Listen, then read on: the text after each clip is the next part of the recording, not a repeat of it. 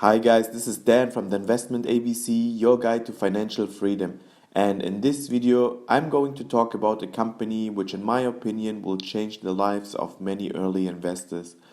I haven't seen in a very long time a company where the risk-reward ratio is as high as with this company.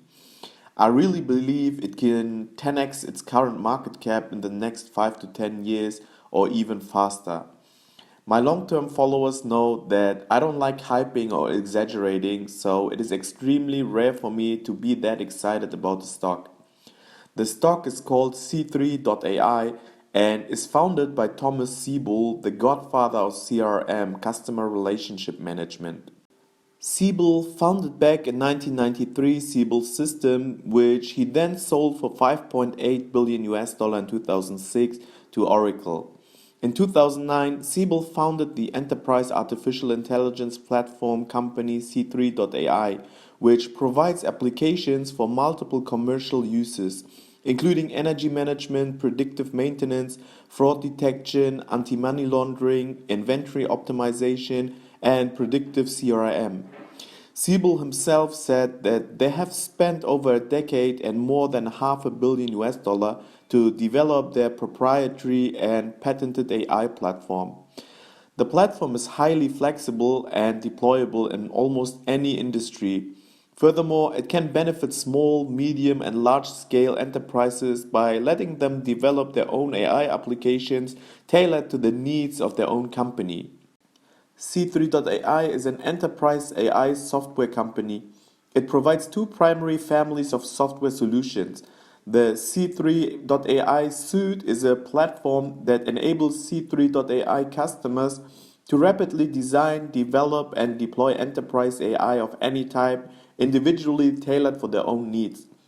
C3.ai applications built using the C3.ai Suite includes a large and growing family of industry-specific and application-specific turnkey AI solutions that can be immediately installed and deployed.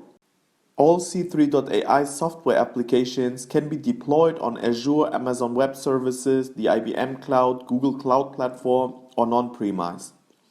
The company is operating in a rapidly growing market, estimated to be 174 billion in 2020, growing to 271 billion in 2024.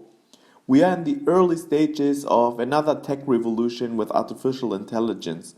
More and more companies are focusing on AI currently because they know that they can optimize their profitability and organization with it. The primary source of the company's revenue is coming from subscription for the use of the software, with more than 86% in 2020. C3.ai has currently 4 primary revenue sources. Term subscriptions of the C3.ai Suite, usually 3 years in duration. Term subscription of C3.ai applications, usually 3 years in duration. Monthly runtime fees of the C3.ai applications and customer-developed applications built using the C3.ai Suite, usage based upon CPU hour consumption. Professional services fees associated with training and assisting customers. C3.ai currently has large corporations and governments as clients. In 2020, 18% of the revenue came from governmental contracts. The company currently has 59 customers, and their average total contract value for customers purchasing the C3.ai Suite and C3.ai applications together or independently in the last 2 years was approximately 14.1 million US dollars. C3.ai's sales and marketing strategy consists of 3 parts. Strategic vertical partners. The company has developed an alliance program to partner with recognized leaders in the respective industries such as Baker Hughes, Fidelity National Information Services, and Raytheon to develop, market, and sell solutions that are natively built on or tightly integrated with the C3.ai Suite. Consulting and services partners. As part of a global industry alliance, C3.ai partners with IBM Global Services as well as a number of systems integrators specializing in enterprise AI implementations. Hyperscale cloud and infrastructure. C3.ai formed alliances with hyperscale cloud providers including Amazon, FIS, Google, and Microsoft. In addition, the company has strategic alliances with leading hardware infrastructure providers to deliver C3.ai software optimized for the technology. These partners include Hewlett-Packard Enterprises and Intel, which supplies infrastructure solutions, data management and processing services, or hardware and networking devices to support C3.ai product implementations and complement C3.ai's products. How does the C3.ai suite function? The software is open source and can be connected to other programs like, for example, from SAP or Salesforce to extract the data. C3.ai software helps the customer to organize and ingest the data. Developers can access the data and make changes to the metacode and create their own AI applications that can be easily scaled and deployed for enterprise purposes. The model-driven architecture reduces the need for a lot of coding, which reduces the development time of these applications. The software can be deployed by many different industries and for many different purposes. In the banking industry, for example, to determine credit risk, preventing customer churn, and improving profitability. In the oil industry, the software can help to reduce equipment failures by predicting which equipments need critical maintenance. For manufacturing companies, the software can help to reduce the inventory levels of products. There are basically endless use cases in different industries. Developers can either build their own AI applications or use one of the following pre-built C3.ai applications for the industry. Each of these applications is extensible and customizable to meet customer requirements. C3.ai Inventory Optimization, C3.ai Supply Network Risk, C3.ai Customer Churn Management, C3.ai Production Schedule Optimization, C3.ai Predictive Maintenance, C3.ai Fraud Detection, C3.ai Energy Management. Here's just a short clip of what the software is capable of. Researchers are stepping up to produce life-saving science using COVID-19 data from constantly growing global sources. But getting all the data in a form that's useful for analysis is challenging. With the C3.ai COVID-19 Data Lake, we've unified the data so that researchers can focus on analysis instead of data wrangling. Other COVID-19 data collections provide just links to data sources or simply store disconnected datasets in one place. As a result, researchers waste 90% of their time getting data into a usable form rather than doing research. The C3.ai COVID-19 Data Lake is unique in pre-integrating disjointed datasets into a unified image that is ready for analysis. A knowledge graph enables researchers to easily navigate the interconnected datasets.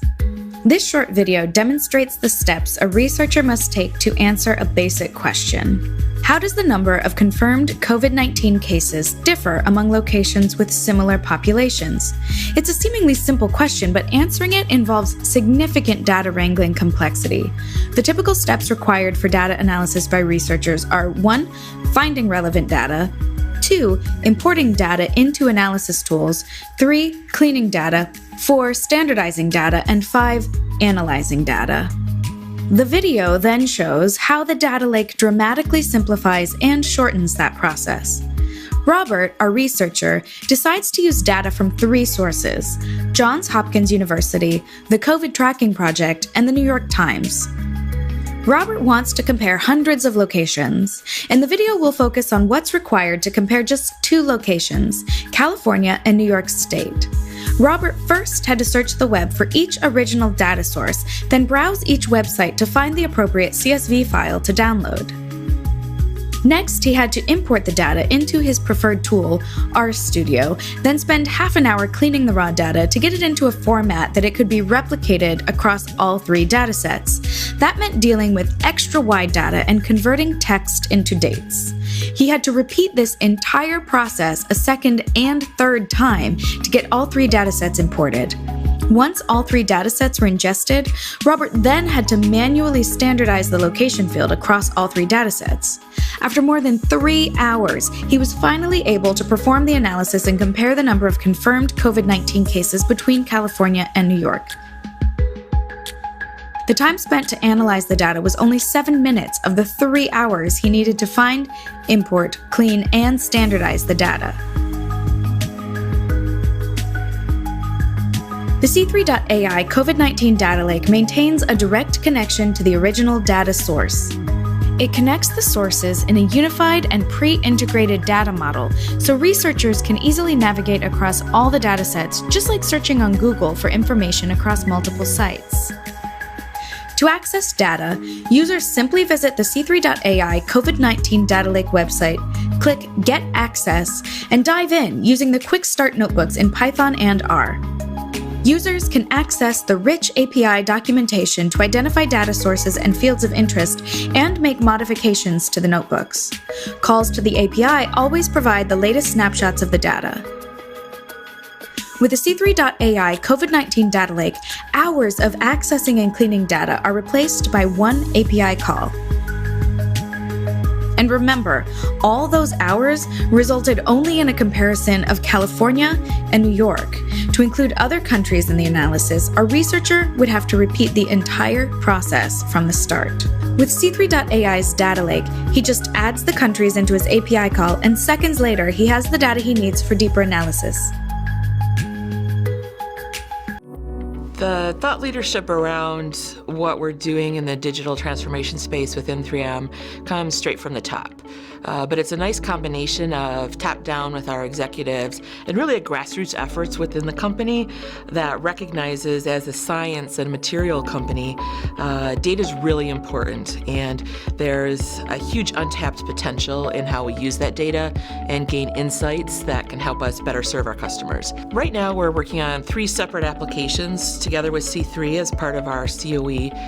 One is centered around inventory management. It's the visualization of our global inventory, both semi-finished raw materials and finished goods, as well as where that inventory is in the globe. The second application we're working on is sourcing price optimization to track our raw material prices that we're getting with our vendors, our suppliers, against external indices. So we're starting to use anomaly detection and other data science algorithms to help signal and alert our category managers when there's an opportunity for savings. The third application that we're working on we call RM Squared.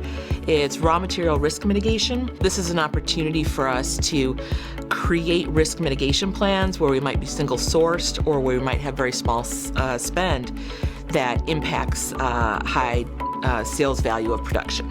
It's really rewarding to see that C3 has listened to us, and a lot of the things that we've been requesting or needing to fulfill our business needs not only were on the roadmap before, but are currently listed for release in the near future.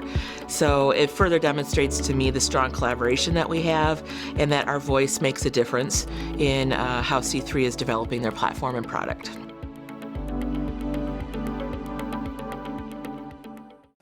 Let's have a look at the numbers. The company is growing rapidly with total revenue of $156.7 million in 2020 compared to $91.6 million in 2019, representing year-over-year growth of 71%. Over the same period, the subscription revenue grew to $135.4 million from $77.5 million, a 75% increase. The bulk of the company's revenue results from subscription software, accounting for roughly 86% of the total revenue.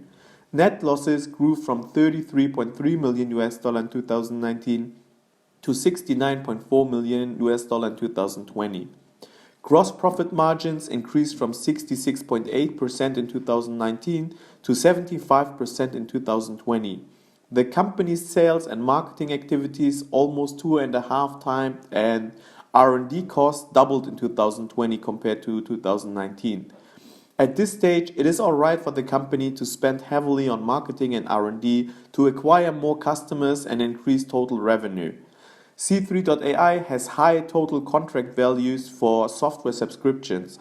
In 2019, the total contract value was $16.2 million and in 2020, $12.1 million. Since C3.ai is a service provider, we can see that the company also struggled in 2020 due to the current sickness which impacted a lot of companies, especially in the energy sector. A significant portion of C3.ai's revenue is coming from energy companies at the moment. If we have a look at the balance sheet, we can see that the company has almost 129 million US dollar in cash and cash equivalents. Their total current assets are worth 333 million US dollar, while the total current liabilities are only 124 million US dollar. This leads to a current ratio of almost 2.7, which is great.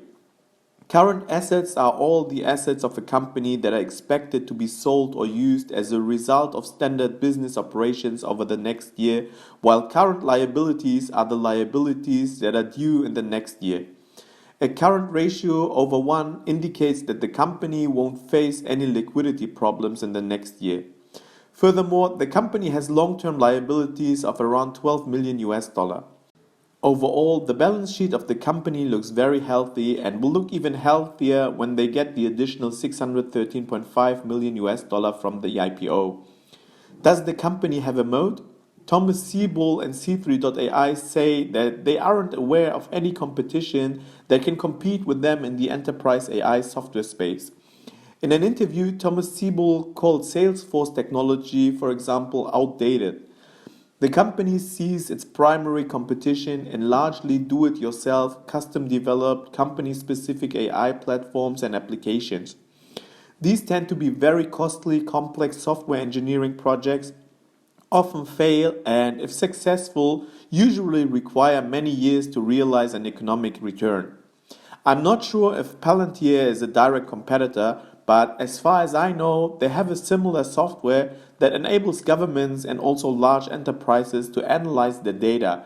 But in contrast to C3.ai, Palantir's software is not suitable for developing own individual AI applications. According to C3.ai, they have the first mover advantage in enterprise AI because they have been working on their software for a decade now and have spent around 650 million US dollar. The company currently works mainly with the government and large enterprises, but with the Microsoft and Adobe partnership, the company plans to target also small and medium entities. This alliance with Microsoft and Adobe gives C3.ai software platform significantly more credibility, and potential customers are most likely way more willing to try out the software. C3.ai, Microsoft and Adobe are building the world's first AI CRM application for industries. Today's CRM applications are backward-looking systems. Companies deploying these applications only have access to the company's internal data, but in these times the vast majority of data relevant for CRM resides in external rather than internal sources: social network relationships, online activity, market and economic data, credit scores, financial filings, and more. All of that data must be unified and analyzed with AI using advanced machine learning methods that have been developed within the last 5 to 10 years. The value for businesses lies in bringing together internal and external data sources to optimize businesses and business processes that had limited visibility in the past to maximize customer satisfaction.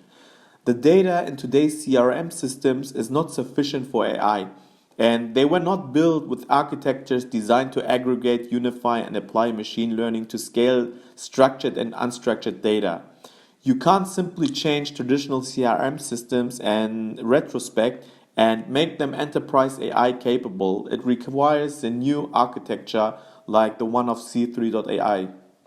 Exactly this is the reason why Microsoft decided to partner with C3.ai to extend its current CRM and ERP system, Microsoft Dynamics 365, to enable customers to use enterprise AI solutions. By using C3.ai CRM, powered by Microsoft Dynamics 365 and Adobe Experience Cloud, companies will be able to better anticipate their customers' needs and deliver more satisfying customer experiences. More personalized, more efficient, more intelligent, while increasing revenue, profitability, and customer loyalty. An example is revenue forecasting, where the customer can now unify and analyze extra price data like SEC filings equities prices, market data, and so on, to create far more accurate forecasts. The spectrum of use cases is wide and can be deployed by any industry and any company. C3.ai claims that their software has saved their customers hundreds of millions of dollars per year and that it is very fast to deploy. The company has deployed enterprise AI applications into production use in as little as 4 weeks. C3.ai's proprietary enterprise AI software allows organizations to significantly simplify and accelerate enterprise AI adoption.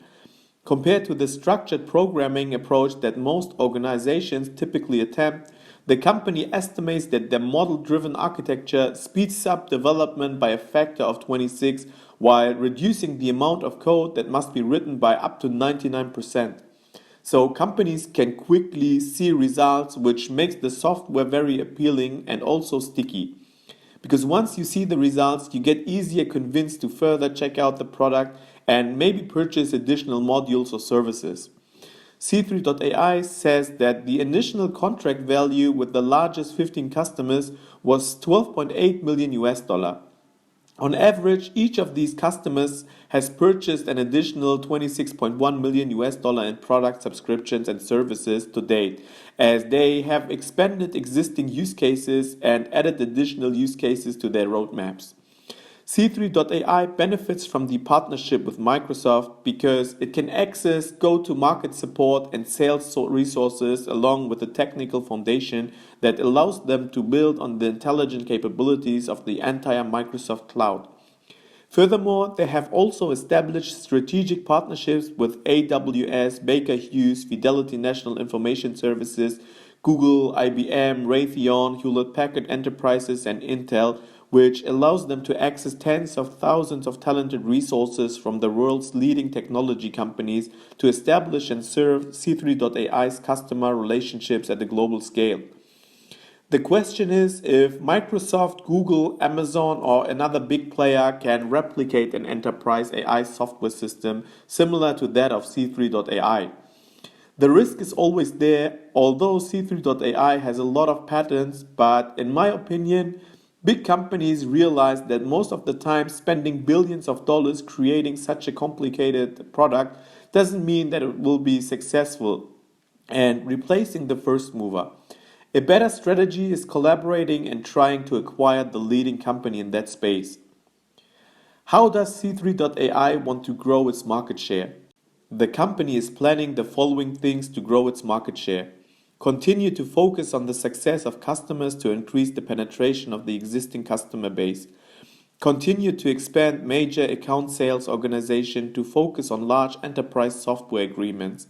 Continue to expand enterprise sales organization globally focused on divisions of Fortune 500 companies as well as with smaller and medium-sized businesses. Expand leverage distribution channel with additional strategic partners like Baker Hughes, FIS, Microsoft, and Raytheon. Continue to develop high-volume distribution channels including digital marketing, telesales, and strategic distributors, particularly to address the needs of small and medium businesses. Bringing new product families to market that will develop into substantial recurring revenue streams for C3.ai.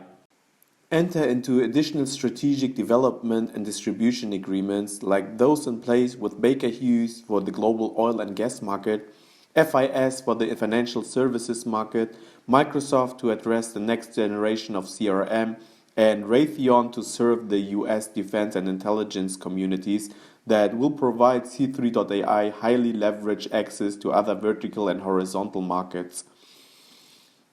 I already talked in the beginning about the CEO, Thomas SIEBEL, which is an icon in the CRM space. But he is not the only one that has the experience to lead the company. Almost all of the executive officers worked for many years for renowned companies like, for example, Oracle or Microsoft. The management is first class and it seems like C3.ai is only hiring the brightest of the brightest. The Glassdoor review has an outstanding score of 4.6 and the employees seem to like to work for the company, which is a very important for a software as a service provider like C3.ai. What I also like about the executive officers is their yearly base salary. Thomas Siebel, for example, is just paid 5,676 US dollar per year. On the other hand, he owns the most shares in the company with over 33.9% of all Class A common stocks and 97.88% of all Class B common stock. Each share of Class A common stock will be entitled to 1 vote per share, and each share of Class B common stock will be entitled to 50 votes per share. All the executive officers are holding a percentage of the company. Baker Hughes Holdings owns 15.09% of the Class A common stocks, while TPG owns 22.62% of the shares. The executive officers also hold unexercised options, which they can exercise at almost zero cost at some time in the future. So investors can rest assured that the executive management has the same interest as the other shareholders to increase the stock price over time. C3.ai will sell 15.5 million shares at between $31 to $34 a share in its IPO. At $32.50, the company expects net proceeds of about 613.5 million US dollar, or roughly 684.2 million US dollar if the underwriters exercise an option to buy an additional 2.33 million shares. Koch Industries Inc. has agreed to buy 100 million US dollar of common stock, and Microsoft Corporation has agreed to buy 50 million US dollar of common stock in a private placement at the IPO price. The company will have 99.2 million shares outstanding after the IPO and private placement, and a valuation of about 3.22 billion US dollar at a price of $32.50. What is my verdict and what are the risks? Well, what can I say? I haven't been more bullish on a stock on a risk-reward ratio basis than C3.ai. There are plenty of reasons for it, which I already touched on in the video. The management with Thomas Siebel in charge is top-notch and has decades of experience in CRM and AI. The market for AI will grow like crazy in the next decade, and not only governments like the US or China are spending ever-increasing sums on AI, but also enterprises, big or small, will feel the pressure to deal with this subject. A wave of digital transformation with 5G, EV cars, IoT, and AI will hit society very soon, and those companies that aren't able to navigate through the transition will ultimately vanish. So more and more companies will start to look for enterprise AI solutions, especially if their competitors in the industry are achieving their desired results. C3.ai is leading the enterprise AI market with its software and services, and together with its strong partnerships in the different industries, the company will quickly expand its customer base in the future. Customers stay for a period of 3 years with C3.ai, where the company is enjoying recurring revenues with high gross margins. Many of these customers extend their contracts and purchase additional services. Furthermore, there is a vast percentage of the CRM addressable market that is underserved, primarily because many companies see little value in a tracking system for sales and a one-size-fits-all system. What they're looking for is a much more effective, industry-specific and scalable CRM solution that has all the elements the C3.ai suite offers. It also is not limited in its use of data for decisioning from the CRM system. It's using all available data inside and outside the company to deliver value. The initial valuation of 3.22 billion US dollar at a price of $32.50 would give the company a current price to sales ratio of around 20, which is not cheap, but justified for a quality company in a growing market at this exclusive moment, in my opinion. The company had phenomenal year-over-year growth in the past, which deaccelerated in 2020, most likely because of the current sickness and the high exposure to the energy sector. Oil prices dropped below $0 in early 2020, which most likely led to a complete freeze of any vital projects. It wasn't just the energy companies freaking out, but almost all companies. The rebound already started, and companies and consumers lost their initial fear of the sickness. Once life turns to normal, many of the companies can continue with their operations again. The risk of the company currently lies in the concentration of revenue with a few big customers. If any of these customers decide to part ways with the company, it could hurt revenue significantly. Furthermore, if something happens to the CEO, that could have a big impact on the company and its stock price. The last concern is if serious competition from the big tech companies like Amazon, Google, or even Microsoft emerges. If we compare the price to sales ratio of C3.ai with a similar company like Palantir, we can see that the market attributes Palantir a price to sales ratio of 44 currently because of its higher growth rate. If the market participants see similar growth potential in C3.ai like I do, they could quickly attribute C3.ai as price to sales ratio of 30 or higher, which would value the company at around 4.9 billion US dollar or higher with the current revenues of 164 million US dollar. At a price to sales multiple of 44 like Palantir, the market cap would have to rise to around 7.2 billion US dollar. This would boost the stock price from $32.50 to around $72.50. I will definitely buy a substantial amount of shares of the C3.ai when the stock is tradable and hold them for the next 10 years. In my opinion, many big funds like ARK Invest will soon buy into the company and the small retail investors will follow. Especially when the Robinhood investors see the ticker AI, I can see hype building around the stock, which could lead to a quick 2x return similar to how Palantir did. In the next 10 years, this stock could easily 10x your investment with lower risk than penny stocks, for example. Furthermore, it is a very good sign that Microsoft bought a 50 million US dollar stake at the IPO price, which leads me to believe it is a good value at that price level.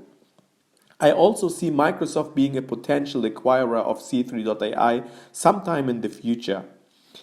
Everything in this video is just my own opinion and no financial advice, guys, since I'm no financial advisor. So always do your own due diligence. That is really, really important, guys. If you're also as bullish as me on this company, hit the thumbs up button to support the channel and to help YouTube push this video to more and more potential investors. Share the video with friends and family and comment on what you think about this company. Bye guys and see you in the next one.